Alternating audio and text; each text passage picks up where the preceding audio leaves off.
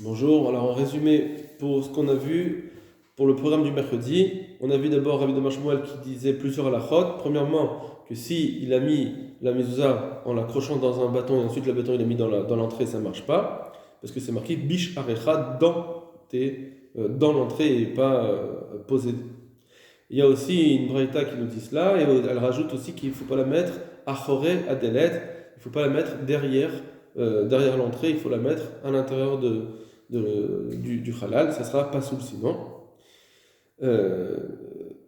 Donc, donc un autre endroit où on voit qu'il faut effectivement mettre la mezouza à l'intérieur de l'espace de l'entrée, et ne dit pas parce que c'est comme si j'avais un espace très large. Alors on voit qu'il faut le mettre dans le premier tefar vers la rue. Alors c'est parce que c'est mieux de le mettre plus vers la rue. Malgré tout, ne dit pas qu'on peut pousser encore et le mettre carrément dans le côté dans la surface du mur extérieur. Ensuite, c'est marqué que si quelqu'un il a écrit la mezouza sur deux claves ou bien sur un clave mais avec très espacé, les deux paragraphes très espacés, ça marche pas. Enfin, aussi on a vu le din de Ekertzir, que si on ne sait pas quelle est la pièce, entre deux pièces, on ne sait pas laquelle est la plus intérieure, alors on va d'après le Ekertzir, là où il y a le Ekertzir, c'est la pièce la plus intérieure.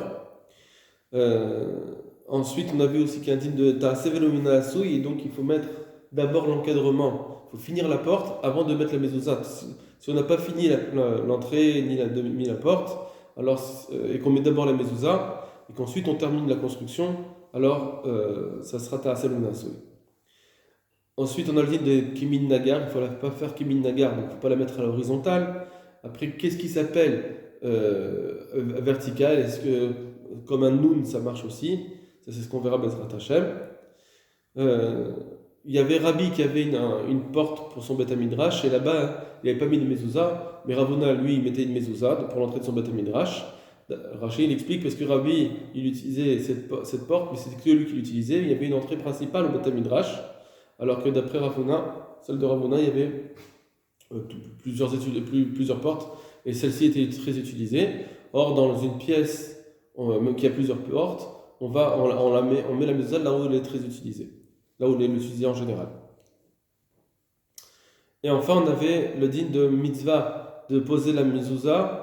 Où est-ce qu'on la met? Alors, d'après certains, on a toute la hauteur de l'entrée, c'est moutard, même vers le bas, juste qu'il faut l'éloigner d'un tefar en haut et un tefar en bas.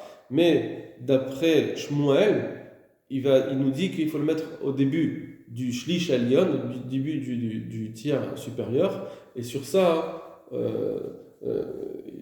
on dit que c'est parce que c'est considéré comme les tefilines de la tête, il faut la mettre dans le tiers supérieur.